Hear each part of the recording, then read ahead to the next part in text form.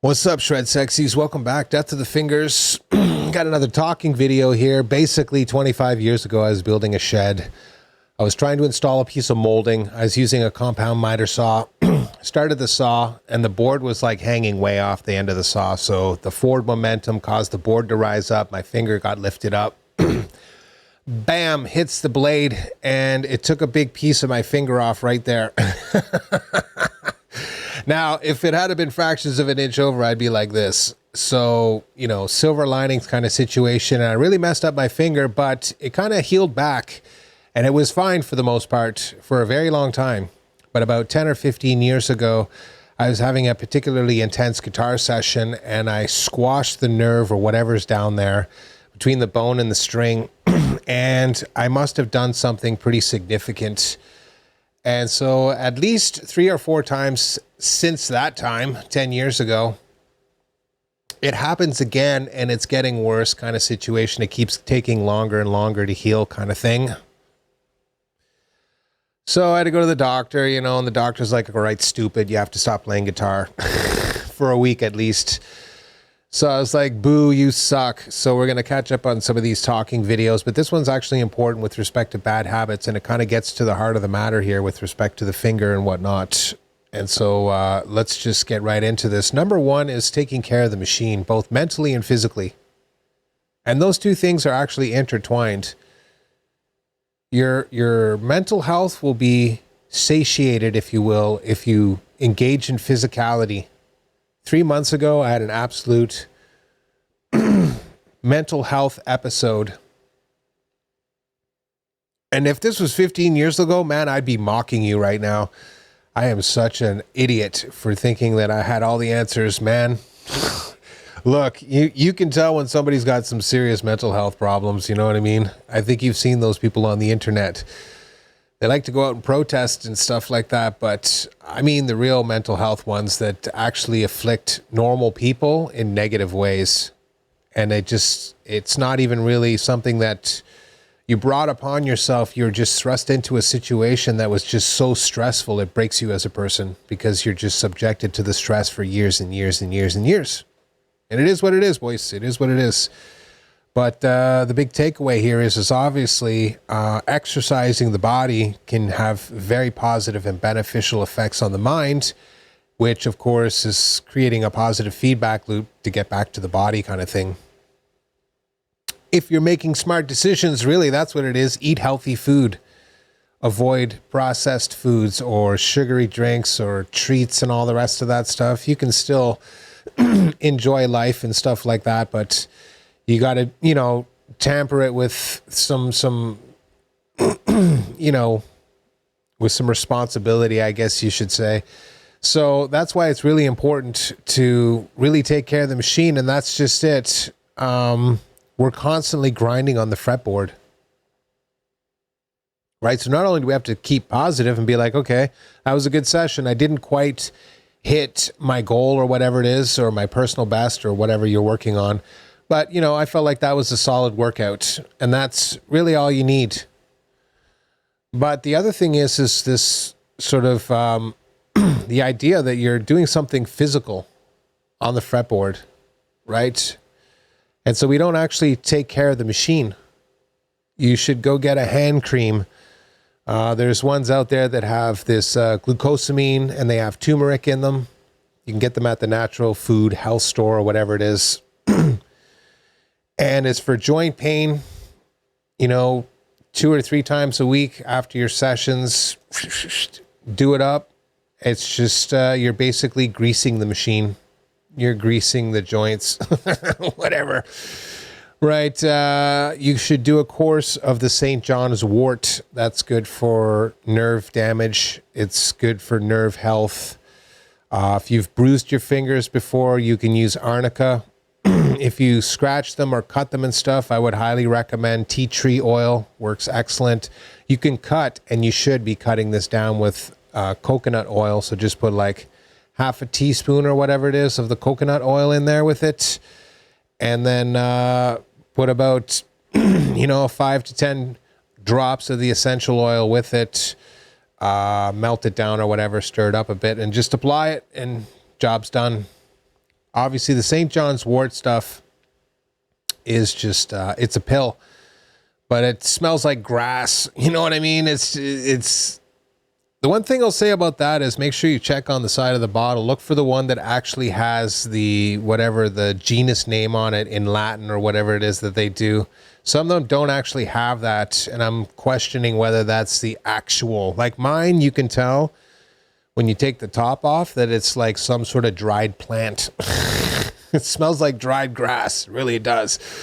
So that's definitely it. But other ones will come in like some other kind of pill, you know, so it's hard to tell. So I'd recommend getting that one there, but that kind of stuff can be invaluable. You can do the same thing for your mind. There's ginger tea.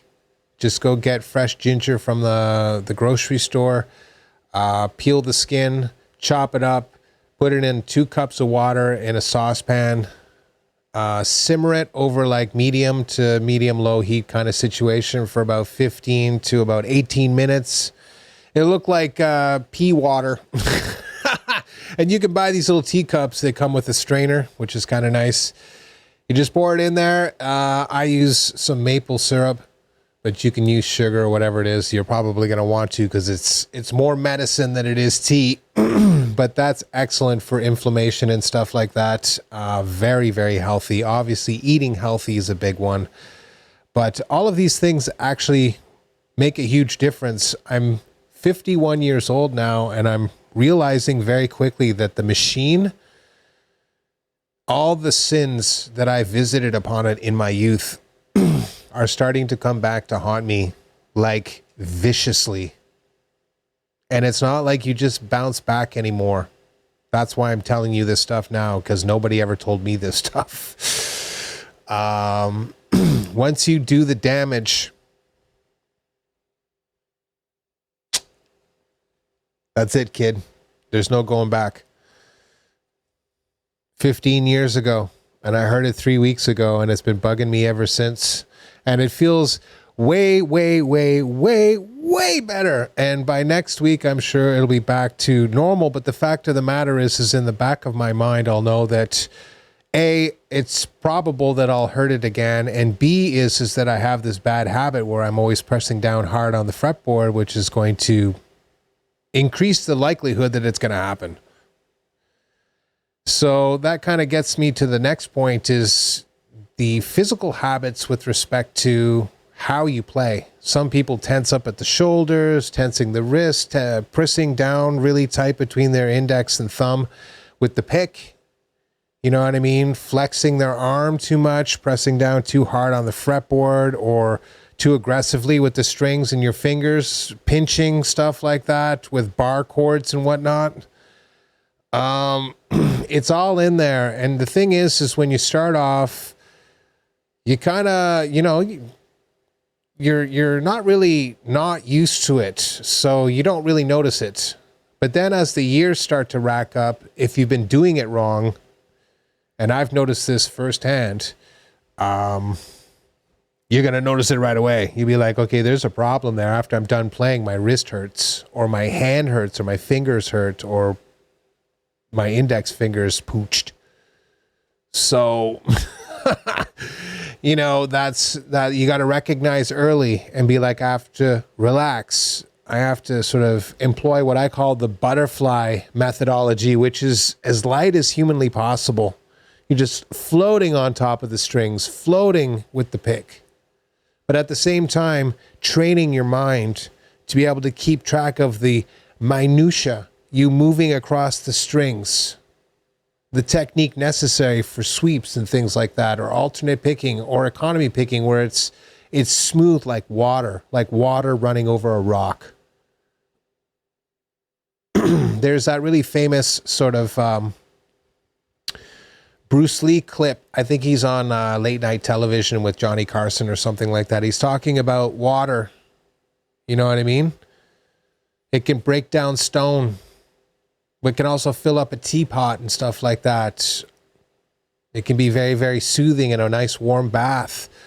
Or it can end you if a whole bunch of it comes down like in a waterfall, right? So, I mean, it's like the universal sort of embodiment, if you will, of this idea that you have to be malleable and take on the characteristics of your environment, of your thought process, of your physicality and whatnot, and really dig deep using the sort of stoicism to assess mentally what it is that you're doing. Am I playing as lightly as humanly possible? Am I relaxing?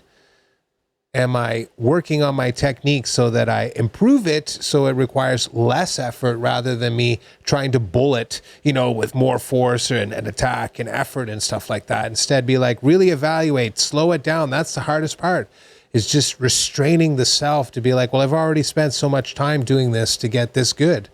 Why should I have to pull it back? Sometimes you got to pull it back to really be like, dun, dun, dun, dun. You know what I mean? It's like when you psych yourself up for a big lift or whatever it is that you're going to do. There's this moment where you just kind of sit there and you seek the void and zen. And then you just open your eyes and boom, do it.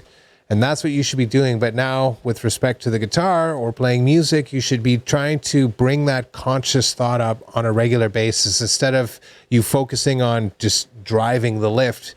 Now you're like, I got to consistently keep my hands nice and light on the fretboard, moving around and all the rest of that stuff. Never really trying to tire myself out. If you find yourself getting tired or whatever else, you feel pain or something else, obviously stop. And then, of course, that's a telltale sign that you need to reevaluate. Now, listen, there's this huge sort of ramp that you're going to go up initially just to work up the initial stamina to be able to play. And you should be able to play no problem for an hour and a half at least. Probably more like 2. And I mean, let her go for a couple hours. Really let her rip. But it's up to you. The other thing is of course, don't miss out on the idea that you can represent a bar chord in about 4 different ways using the cage system, just sort of omitting a few notes from the bar chord itself, which again gets to the heart of the matter there. Playing a bunch of E-type bar chords all over 6 and 5 strings is going to just tire your hand out massively. But just playing a triad and stuff like that and letting the bassist do all the hard work with respect to the lowest note, well, you've saved yourself a ton of work. So should you play bar chords? Yeah, you should. So you can strengthen and sort of work up the dexterity in your hand to be able to actually be able to play that. But at the same time, you should be able to break those bigger chords down into smaller chords. And then when you're like, oh, I'm getting tired, switch to the easy one, and there it is. You see what I mean? You've turned this negative into a positive, and all of a sudden, instead of developing a bad habit, constantly playing bar chords everywhere, even when you're like, it's hurting my hand, but I got to keep going. Now all of a sudden you're like, okay, when I start to get tired, I'm going to switch over and play some chords in different places or in the same place, but make them a little bit easier so I can take a rest, if you will, to work up to be able to jump back to the big 6-string bar again. So you can see a whole chain of events there where you could develop bad habits. First, the idea of just bullying your way through with the chords instead of being like, well, can I simplify this process down a little bit to make my life easier? The idea that you're pressing down too hard instead of being like, I got to play lightly and just use as much force as necessary, right? Are you thinking smarter or are you working harder? Meaning, have you used some effects to help spread out the chords? So you hit it and then you can kind of just gently release the pressure on the string, but the chord will basically keep ringing out because you have a little bit of delay and reverb, which again significantly helps out in terms of making your life a little easier. And then all you have to do is just boom, turn off the effect and get into whatever it is when you need a tighter guitar sound. Again, instead of developing the bad habit, look for technology to help transition and make it easier for you to be able to play this where you have to do the least amount of effort necessary. Because I'm telling you, at 51, all of my physical sins are starting to catch up with me. And so once you kind of mess things up, you don't get to just go back and undo it. You get stuck with this problem. And then all of a sudden, you got a new problem, whatever. But you see what I'm saying? It's better to sort of be aware of the situation and plan ahead for the worst and avoid it than it is to allow disaster to strike, and then all of a sudden you're saddled with this handicap for the rest of your music career, if you will. Good times, right? And I guess last but not least, you could say is this the bad habit of people basically just pushing one fader up. So they'll work on one technique a lot. Alternate picking, hammer-ons, pull-offs, tapping, sweeping, whatever it is.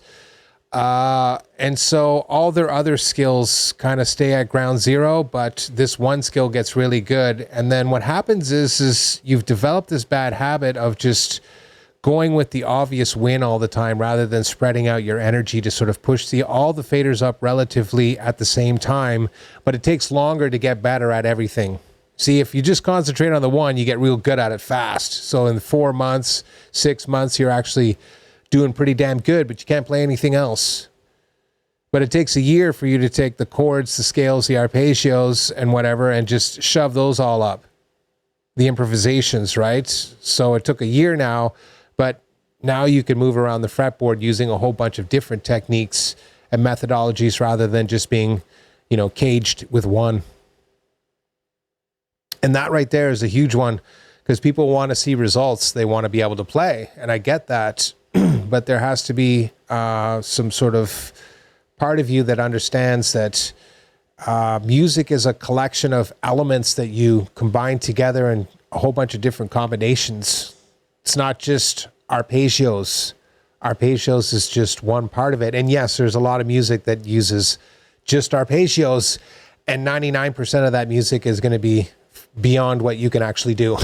So, you know what I mean? It's kind of like a catch-22 there. I mean, you can work towards it, do it, and you should if you can. But understand that that's the whole point. Once you're starting to get to the arpeggio level stuff of music, well, everything's taken on a whole nother, more extreme sort of slant because the technique is so much more difficult. Right? So instead, push all the faders up. Don't develop the bad habit of just doing one or practicing this one thing for like a month or two. Instead, break up your practice sessions. Be like, today is chords. And then force yourself to play chords if that's not your bag. Then the next day, you're like, yay, pentatonics. This is my favorite. But when you do the pentatonics, make sure that you break up your practice sessions so you're doing something new that's challenging you rather than you just blistering through the same old shapes that you're already good at. Yeah, it's an ego boost and you're like, damn, I'm fast. But you need to keep expanding that knowledge. That's another bad habit, is just getting complacent and resting on your laurels. Start to be like, well, okay, I can do it good this way, just doing 2 notes on every string. What if I start getting into 3 and 1? Nails it. Now you got a whole new thing to work on, plus you get to work on pentatonics again. So win, win, win. And then the next day it's scales, and the next day it's arpeggios and sequences, and then you got to do some songwriting. Another big one, you'll never get good at writing solos until you get good at writing songs. You can take it from me. Look at guys like Jimmy Page is a classic example. He spent probably a decade in the studio working as a sideman, cutting records and everything else like that before he even, got a sniff of Zeppelin. That's why when Zeppelin happened, he was at the prime position to basically exploit all of that massive knowledge base that he learned from the best minds in the business. That's why their music is so compelling. Same thing with the Beatles. 5 years in Germany, basically as a cover band? Playing hundreds and hundreds and hundreds of songs. No wonder they're widely regarded as some of the best songwriters ever. You know what I mean? Are you seeing the correlation here? So I don't care if you like these bands or not. It's irrelevant. What I'm saying is that you see this direct correlation. They spent 5 years in the trenches working on covers, then went on to be one of the greatest songwriting bands of all time. And one of the most eclectic and creative. I don't make the rules. So if you're extracting some information from that, it should be like, don't be that guy that's like, oh, I'm not writing songs. I just want to play solos or this, that, or whatever else it is. Yeah, that's true. You are going to play solos, But if you start learning how to structure songs, then you can take that big 3-minute concept, shrink it down to 40 seconds, and learn how to craft a really kick-ass solo. And those two things are almost directly related. My solos were always pretty good, but unfocused. Why? Because my mindset was unfocused. It wasn't until I started to write real songs and sit down. I don't mean write them out. I mean, work the material a bit to put it in the proper order. And I started to do the same thing with my solos. Boom. All of a sudden, there was a big jump in terms of how professional, I guess you could say, they sounded, how pro they could be sort of presented. Because you can tell the difference between an unfocused solo and a focused solo. It's just facts. Slayer versus Maiden. There you go. So, you know, that I could probably go on. I don't want to. The most important thing is take care of your mind, first and foremost, by taking care of your body. Don't assume that just because you're 20 or 30 years old now and you're only putting in like 10 hours a week playing guitar, that later on you're not going to invest more time and you've already put enough sort of hours on the machine and stuff like that, that you're starting to feel the effects. And you will. Believe you me, you will. There is no doubt. Okay? So, next on the list, if you will, is you have to start to exercise your mind in terms of discipline to not just focus on one particular area that you're good on and instead be like, I got to spread it out and work on these other areas I'm not so good at a little bit more. And then when I get to work on this one particular area, just enjoy it a little bit more, but you're still working on these other ones. And of course, last but definitely not least is the idea of, you know, assuming that you're going to get so far and that's it. You don't have to do anything more. The single greatest tool, if you will, in the musician's toolbox is his ability or her ability or whoever's ability to basically take the information that they already know and apply it in a new and more sort of novel way. You know how players basically just reinvent the genre? Hendrix, you got Zeppelin, you got Van Halen, you've got guys like Tosin Abasi, John Petrucci. They're like such a force of nature with respect to music that they just things just change. Just right. That's kind of what you're shooting for and stuff like that, is this ability within to really rise to that level. But the one thing that they all have in common is that they spent the time minimizing all of their bad habits to a certain degree and maximizing all of the good habits, their creativity, and whether they knew they were doing it or not is irrelevant. I'm telling you right now that it's going to be really important for you, because it was one of those really important things for me. It was one of those things, these videos that nobody makes. Only I make them because I'm stupid and they get like 20 views or whatever it is. And I appreciate every single one of you, obviously, but that's just it. I didn't get good until I actually understood this stuff. Why? Because none of these videos are on the internet to be like, hey, stupid, have you considered your bad habits? Did you stop to think about the thing that's actually creating drag on your spaceship or whatever as you're trying to accelerate to light speed? Because it's so obvious that it actually goes unnoticed. And you're like, I didn't really, actually. And then you wonder why you struggle in the trenches for years and years and years. Don't be me. Don't wait until you're 50. I could have been as good as I am right now in my mid-30s or better. Now imagine how good I would be now. I'd probably be a signed guy or whatever if that was actually important. But that's my point. It's all this other stuff that I wasn't paying attention to. The bad habits, the not taking care of the machine, the physicality, not really sort of really dialing in to be in tune with the instrument. Like an athlete would run or do hurdles or do the long jump. You know how they do all these visualizations and they have all these practice techniques and stuff like that to really get every ounce of performance out of what it is that they're doing. We don't really do stuff like that, or at least most people don't. And that's why you develop all these bad habits.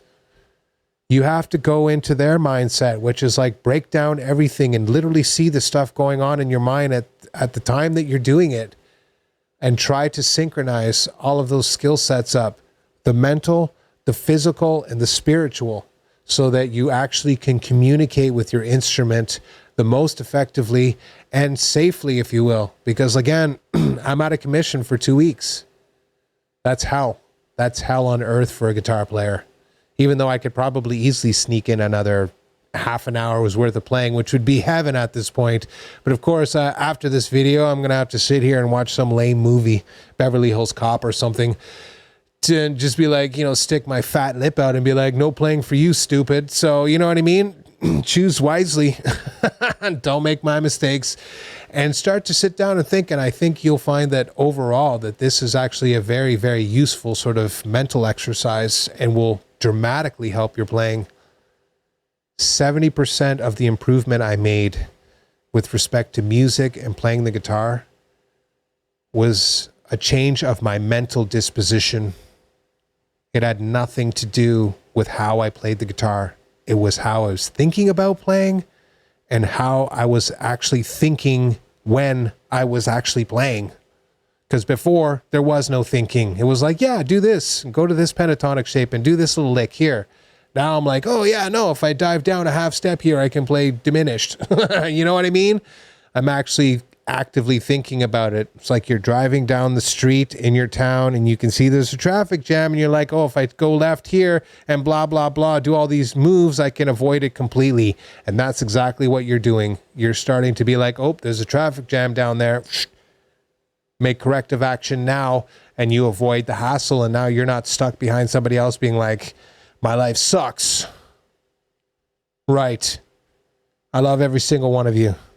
I hope you have an amazing Sunday. Get out there, enjoy the summer. We'll do another video like this on Tuesday. Maybe we'll get that. I've been working on the new lesson for the guitar course. It's really good, but I have to make some more fretboard diagrams up. So maybe I'll get that out by Tuesday. I'm trying to make this one particularly killer. So we'll see. If not, we'll do another yip yapping one, and then we'll get into the guitar soon enough. And when it comes, I can tell you right now, get practicing, because the beatings will return. See you in the next one.